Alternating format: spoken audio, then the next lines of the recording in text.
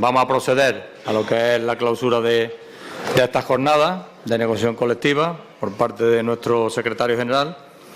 Yo espero que las jornadas os hayan resultado útiles, que los ponentes hayan servido para daros impulso, ideas, para abordar el trabajo que nos queda, que nos puedan servir para ese trabajo que nos está esperando, que es el desbloqueo de la negociación colectiva, que hagamos una planificación de qué es lo que queremos y que lo hagamos llevar a esas mesas de negociación con ideas, con nuevos impulsos, con nuevas medidas, bajo el criterio claro y conciso del mantenimiento de la negociación colectiva y de los convenios colectivos de ámbito sectorial o estatal por encima de cualquier otro, como medida que garantice los derechos adquiridos de los trabajadores y que tengan una medida digna y un salario digno.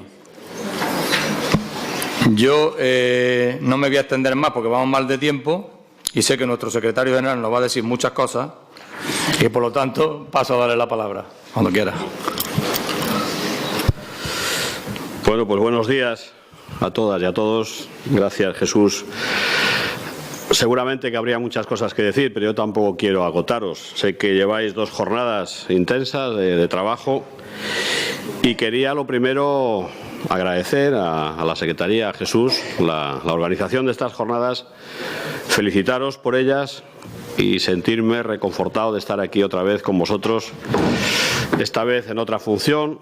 Durante muchos años he estado haciendo yo estas jornadas y para mí es especialmente emotivo poder compartir hoy con vosotros la clausura de estas jornadas, ya desde otra responsabilidad, pero con la misma cercanía, con la misma intensidad que he vivido las jornadas que en otros momentos me tocó organizar a mí, ¿no? Y lo primero que quería era felicitaros también a los asistentes, porque veo que el espíritu luchador de los representantes sindicales que tenemos sigue estando presente. Vuestra asistencia a estas jornadas demuestra que en nuestra federación la negociación colectiva no solo es importante, yo creo que es el pilar fundamental de nuestra federación y así lo demostráis cada año asistiendo a jornadas de este tipo.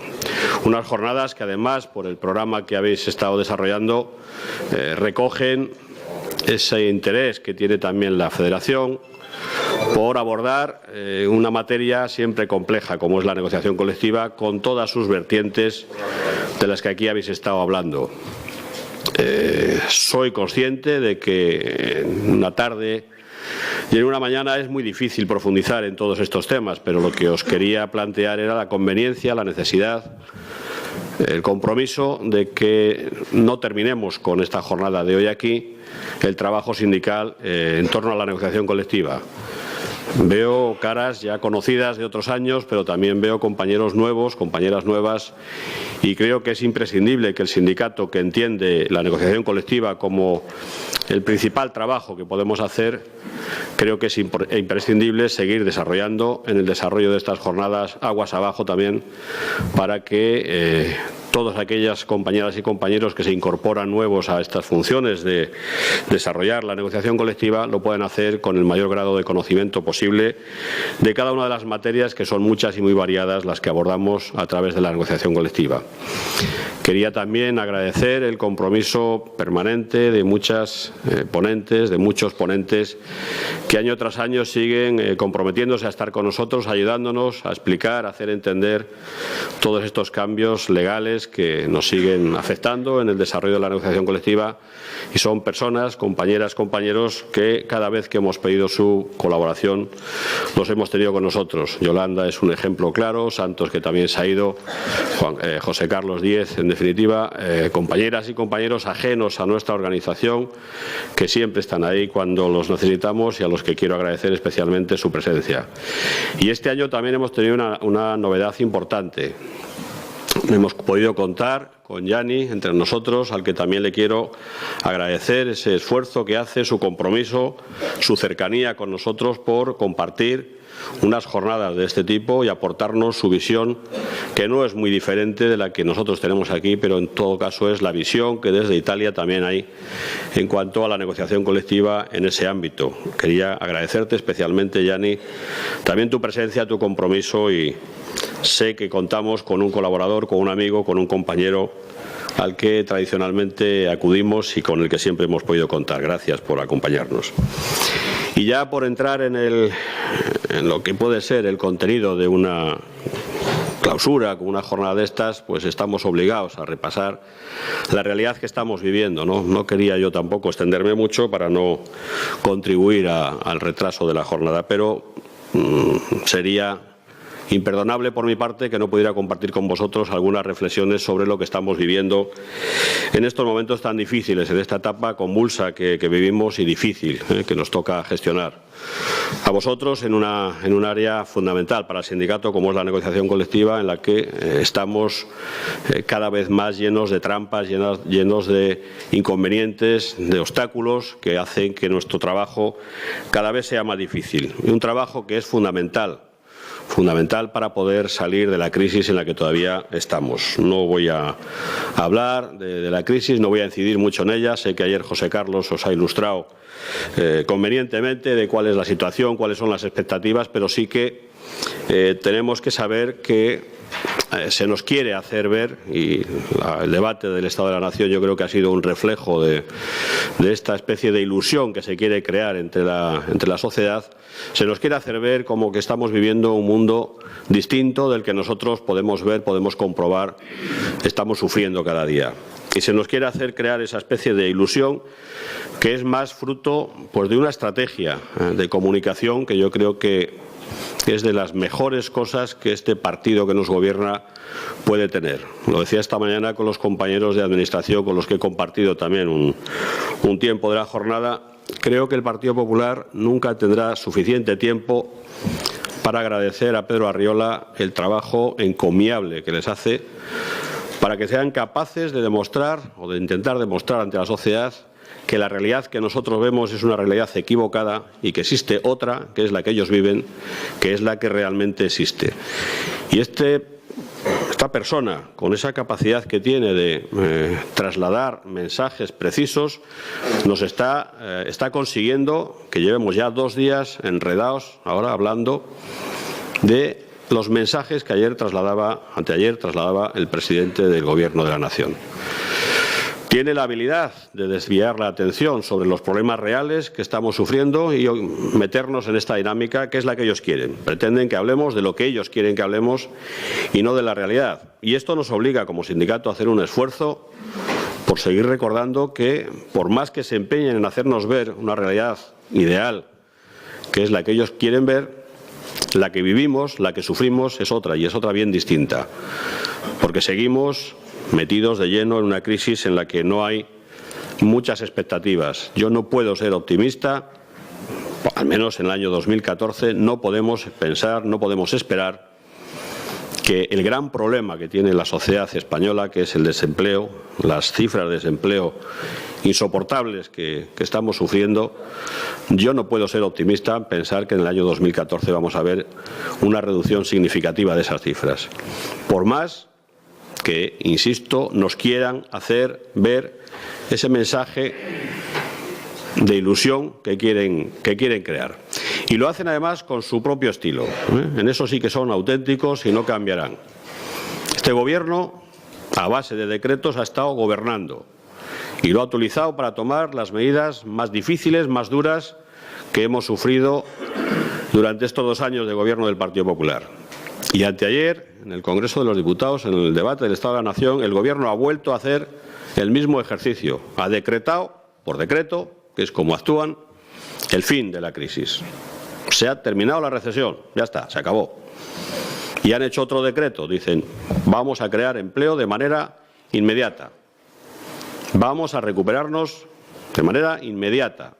Es decir, pasamos de la más absoluta depresión a la mejor de las esperanzas, de las expectativas, y como decía Cándido Méndez ayer, me hizo mucha gracia el ejemplo geográfico que puso, nos decía Rajoy que la economía española ya ha girado el cabo de Hornos.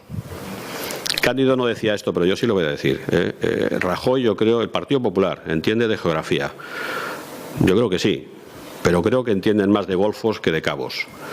Y cuando hablaba ayer,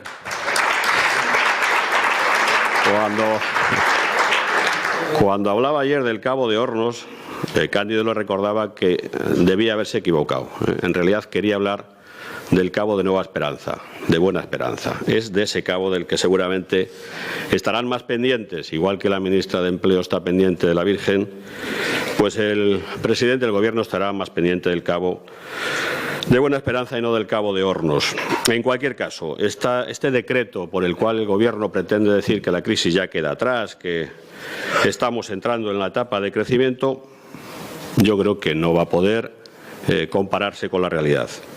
Porque tenemos que seguir diciendo como sindicato que no podemos aceptar la tesis de que hay mejora económica si esta mejora no llega a la población. La macroeconomía siempre es el anticipo, y esto dicen los expertos, de lo que luego acabará llegando a la sociedad. Lo que no tenemos claro es el ritmo que va a tener esto. Y es verdad que técnicamente la recesión ya la hemos terminado porque ya la economía empieza a crecer.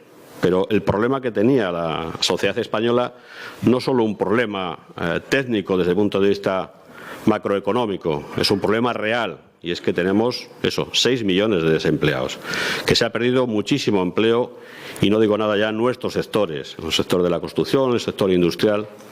Y ese es el verdadero problema de la economía y es insoportable aceptar, siquiera desde el punto de vista intelectual, que se nos quiera decir que hemos salido de la recesión, que eso se quiere equiparar a la salida de la crisis cuando el desempleo sigue estando ahí.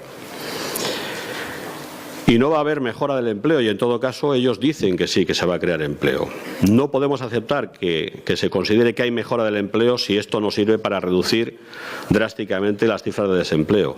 Pero tampoco podemos aceptar, desde el punto de vista intelectual siquiera, que la creación de empleo sea de cualquier empleo. Y es que el ritmo de crecimiento de la economía que nos quiere vender el Gobierno tendrá posibilidades de crear empleo. Sí, pero empleo del que nos quieren dar ahora como medicina. Empleo precario, empleo a tiempo parcial, empleo sin derechos, empleo del que nosotros no queremos, del que la sociedad no quiere, del que la sociedad no necesita. Ese es el que nos van a ofrecer, por más que se empeñen. Y dentro de eso, dentro del empleo, quería hacer ahora una mención especial al último panel. Porque Diony, Miriam, Laura, sois compañeras abnegadas en el trabajo, en la difícil tarea de hacernos ver a los varones la importancia que tiene la lucha por la igualdad. Yo os quiero animar. Os quiero animar a que lo sigáis haciendo. Yo creo que lleváis tiempo trabajando en esto y seguimos obcecadamente dejando pasar las oportunidades que tenemos para profundizar en la importancia que tiene la igualdad en una sociedad como la nuestra. Y creo que este es uno de los principales problemas que también se derivan de esta crisis. La profunda desigualdad con que la crisis también nos afecta y la brecha cada vez mayor que se abre entre hombres y mujeres que sufren, que padecen esta crisis. Quiero animaros a seguir en el trabajo. Nuestra federación siempre ha creído en la igualdad. Somos pioneros en la puesta en marcha de muchos planes de igualdad y tenemos que seguir haciéndolo, porque lejos de conseguir reducir esa brecha, la realidad cada vez nos dice que la brecha es mayor y, como decía el estudio reciente que hacía nuestra confederación, hoy se pone de manifiesto que para que una mujer gane lo mismo que un hombre está obligada a trabajar 84 días más. Son muchos días, son demasiado grandes esa brecha como para que el sindicato se pueda quedar inactivo frente a esta lacra que nos afecta. Y creo que tenemos una buena oportunidad, los varones, de demostrar que creemos en la lucha por la igualdad. El 8 de marzo está muy próximo. La desigualdad no solo afecta a los temas salariales, no solo afecta a los temas laborales. Los temas sociales también este Gobierno se ha empeñado en hacer de las mujeres un ser desigual. Y la última ley, el último proyecto de ley de este Gobierno, la ley del aborto, vuelve a poner de manifiesto el ataque de este Gobierno, el desprecio de este Gobierno por la igualdad entre hombres y mujeres, y creo que tenemos que convertir la fiesta del 8 de marzo en una fiesta reivindicativa precisamente para luchar contra esa desigualdad insoportable que este Gobierno nos sigue trayendo a paladas. El debate sobre el Estado de la Nación pone también de manifiesto las políticas equivocadas que este Gobierno nos quiere seguir aplicando como receta para salir de la crisis. Y mirar, hay dos datos que yo creo que dejan a las claras el error en esta política económica de este Gobierno. Siguen pensando que el empleo se puede crear indemnizando, dando subsidios, dando ayudas a la contratación y olvidándose de lo fundamental.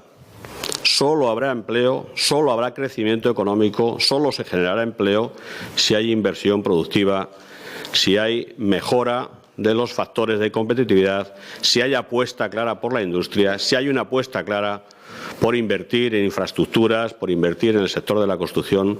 Solo a través de la inversión productiva se va a crear empleo. Y su fracaso lo demuestran sacándose de la chistera ese debate en el que ahora nos tienen enredados.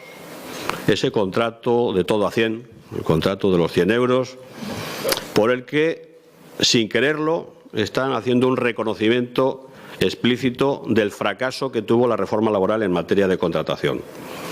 Nos vendieron entonces, hace 2 años, que el contrato de emprendedores, que era la gran apuesta de este Gobierno para crear empleo, empleo joven, empleo entre las mujeres, empleo entre los desempleados de más duración, esa era su apuesta estrella.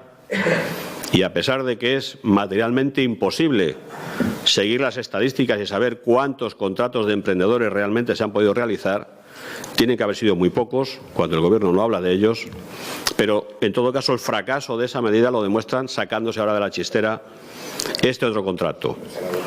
Un contrato al que, porque insisten en la misma dirección, le auguro poco éxito.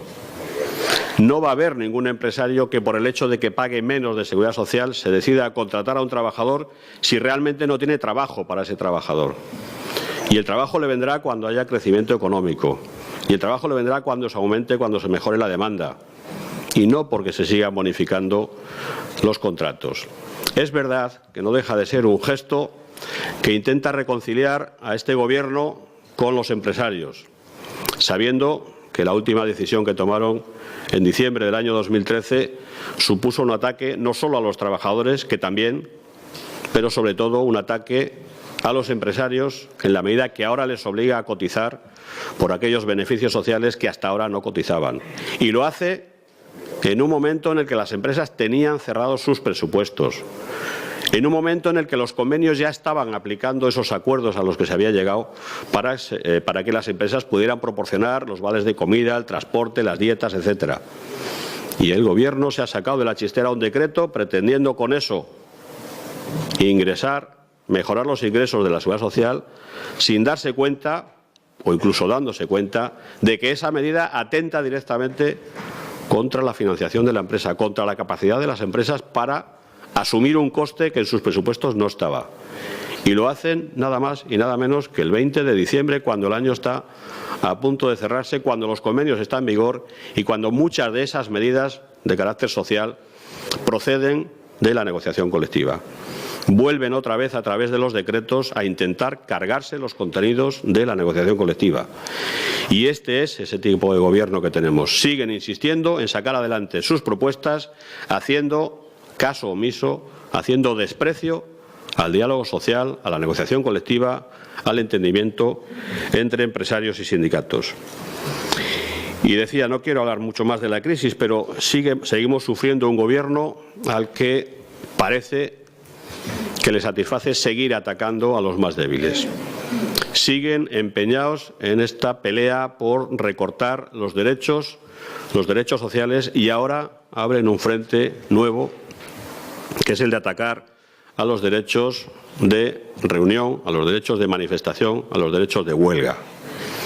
Una vía peligrosa para un Estado social y de derecho como el que tenemos, en el que estamos viendo cómo se intenta criminalizar la labor de los sindicalistas en las empresas. Sé que hay muchos casos en este país en el que ya, por la aplicación de esas reformas legales que este estado policial nos quiere llevar, hay muchos casos en los que hay compañeros sindicalistas que están imputados por delitos de atentar contra los servicios de seguridad, las fuerzas, cuerpos de seguridad del Estado, y están en estos momentos pendientes de juicios en los que se está pidiendo prisión para estos compañeros. Pero hay un caso que, por lo grave, por la brutalidad de la petición del fiscal, creo que tenemos que tenerlo en cuenta y que nos sirva como referente para saber que ahí hay una lucha en la que vamos a tener que estar todos unidos. Y es el caso de los compañeros de Airbus de Getafe. 8 compañeros a los que el fiscal los está pidiendo nada más y nada menos que 8 años de cárcel por haber participado en un piquete informativo en la huelga del 29 de septiembre del 2010. Una huelga que la hicimos precisamente contra el Gobierno socialista por la primera reforma laboral que nos aplicó sin acuerdo. Una huelga que ha tenido el correlato con las siguientes que le hemos hecho al Partido Popular por profundizar en esa reforma laboral. Unas medidas que el fiscal parece que tenía adormecidas justo hasta que se produjo el cambio de gobierno. Y con la llegada del Partido Popular, el fiscal ha reactivado de nuevo esa causa, una causa en la que ni siquiera hay demandantes. La empresa no ha demandado. La Policía Nacional no reclama daños, pero el fiscal insiste una y otra vez en seguir adelante con el proceso, como digo, con una imputación por daños, por desórdenes públicos, por resistencia a la autoridad, en la que se suman la petición de 8 años de cárcel. Creo que este es el escenario en el que este Gobierno nos quiere devolver al pasado, en el que la labor sindical estaba penada con cárcel. Vamos a vivir probablemente durante los próximos años un ataque en este sentido al que tenemos que hacer frente con todas nuestras fuerzas.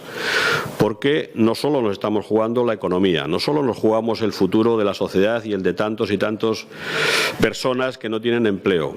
Nos estamos jugando incluso el futuro de los sindicatos como el núcleo aglutinador de esta demanda creciente en esta sociedad que sufre y a la que este Gobierno le sigue dando la espalda. Vamos a poner todos los medios a nuestro alcance a través de los servicios jurídicos para defender a estos compañeros, pero probablemente no será suficiente y vamos a tener que desarrollar una amplia campaña, un despliegue informativo para hacer llegar a todos los estamentos esta situación que no podemos tolerar. Ya contamos con el respaldo de las federaciones internacionales de Industriol, tanto la europea como la mundial, que han dirigido sendos escritos al fiscal general del Estado pidiendo que se paralice esta causa. No hay derecho a tener a estos compañeros bajo esa presión. En cualquier caso, insisto en que sufrimos a un Gobierno que sigue intentando hacernos ver dos visiones tan distintas de la realidad como la que ellos ven o la que sufrimos nosotros.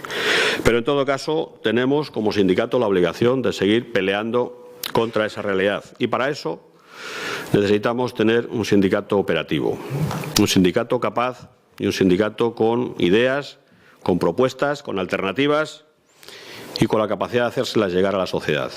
Y eso nos obliga a redoblar esfuerzos en conseguir una organización más ágil, que tenga esa capacidad de llegar a la sociedad con mejores propuestas, con mejores respuestas.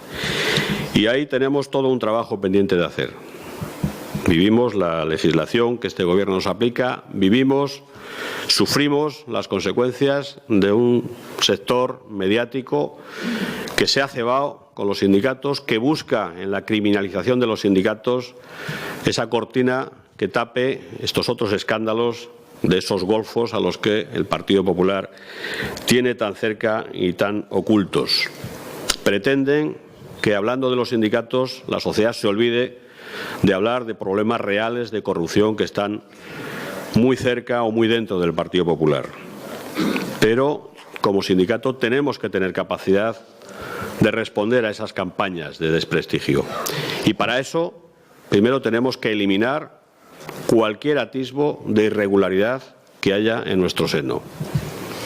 Y tenemos que ser capaces, porque por ahí es por donde ha venido el problema, de conseguir que esta sociedad, de una vez por todas, tenga en cuenta el trabajo sindical y esto tenga reflejo en la legislación. No podemos tolerar que nuestra actividad sindical, que da respuesta no solo a los trabajadores que se afilian a los sindicatos, sino al conjunto de los trabajadores, no podemos tolerar que esta labor sindical sea costeada única y exclusivamente con las cuotas de los trabajadores que se afilian a los sindicatos.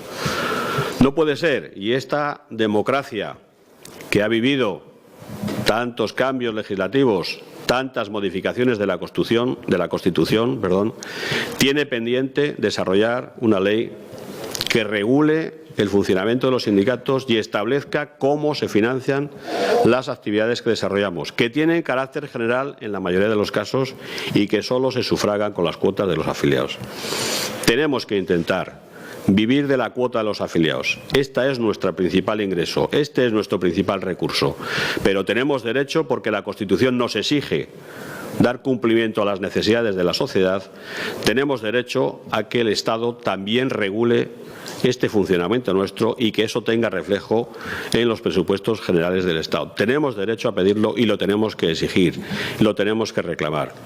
Pero mientras eso llegue, tenemos la obligación de ser honestos y parecerlo. Y para eso tenemos que corregir algunos comportamientos. Y además, y esto es lo que en estos momentos el sindicato tiene entre manos, tenemos que desarrollar las resoluciones que hemos aprobado en los congresos. Para eso hacemos los congresos, para debatir estrategias, alternativas, iniciativas que consigan poner al sindicato en las mejores condiciones para servir para lo que estamos, para servir a los trabajadores, para defender a las capas más desfavorecidas de esta sociedad. Y eso nos exige, como digo, hacer frente a esta situación que vivimos, una situación que nos exige mucho trabajo y para la que contamos con pocos recursos. Y esto nos obliga a hacer más trabajo con menos recursos. Y lo tenemos que hacer. No podemos renunciar al trabajo que tenemos como sindicato, a lo que la sociedad espera de los sindicatos. No podemos renunciar a eso. Y para poderlo hacer tenemos que adecuar, como digo, nuestra estructura. Tenemos resoluciones del Congreso Confederal que van en esa dirección y tenemos que tener la capacidad interna de reaccionar con celeridad para que el tiempo no nos coma. Va a hacer casi un año que hemos celebrado el Congreso Confederal, el último Congreso Confederal. Algunas de las resoluciones que ahí se aprobaban, que además venían propuestas por nuestra federación, todavía no se han desarrollado. Y nuestro futuro depende en buena medida de la capacidad que tengamos para reaccionar rápido y adecuar nuestra estructura en función de esas resoluciones que hemos aprobado. Vamos a seguir exigiendo como federación que esto se aplique y se aplique cuanto antes. Y me estoy refiriendo a la reordenación sectorial, me estoy refiriendo a la puesta en marcha de la figura de los agentes sindicales como interlocutores directos con los trabajadores, me estoy refiriendo al nuevo funcionamiento de los servicios jurídicos que en estos momentos los trabajadores necesitan como nunca. Y el sindicato tiene que tener capacidad para dar respuesta a estas exigencias. Hemos sido, como decía, impulsores en el Congreso de estas resoluciones y ahora nos toca ser exigentes en el desarrollo y en la aplicación de ellas.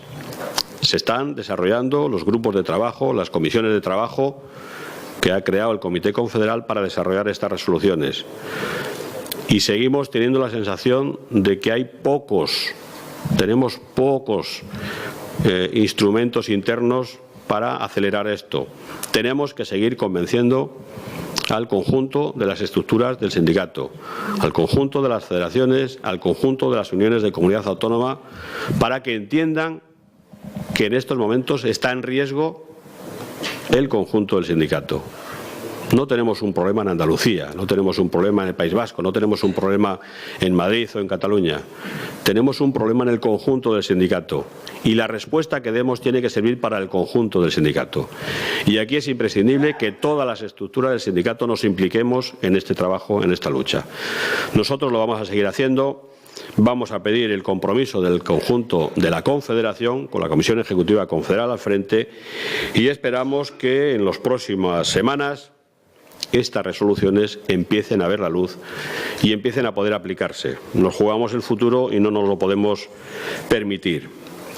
Bien, voy a ir terminando pidiendo de nuevo el compromiso de este área del sindicato tan importante para nuestro futuro. Porque lo he vivido en primera persona, porque creo en ello y porque creo que esta es la respuesta que los trabajadores esperan de un sindicato, la capacidad de ofrecer alternativas que nos permitan salir de esta situación de angustia, de agonía que tiene el sindicato. Vamos a pedir la implicación del conjunto del sindicato, del conjunto de la organización, para que en la jornada confederal del 15 de marzo podamos demostrarnos a nosotros mismos que somos una gran organización, que creemos en ella y que, estando juntos, estando unidos, podremos enfrentarnos a este enemigo tan fuerte que tenemos fuera, que es una crisis galopante y un gobierno que no pelea en contra de ella. Tenemos que estar unidos, tenemos que trabajar juntos. El 15 de marzo es una buena oportunidad para demostrarlo y, a partir de ahí, seguir en el día a día desarrollando nuestra estrategia, desarrollando nuestros conocimientos, nuestra experiencia en la negociación colectiva, porque es justamente la negociación colectiva la mejor herramienta y la alternativa que podemos utilizar los sindicatos para salir de esta penosa situación que vivimos. Vuestro compromiso es imprescindible para que el sindicato desarrolle esta estrategia y os lo vuelvo a pedir. Implicaros con el sindicato, seguir trabajando, dando la cara, como lleváis haciendo tanto tiempo, por aquellos que sufren la crisis y por una organización como la nuestra, que es la mejor de las organizaciones posibles. Nada más, muchas gracias y buen regreso.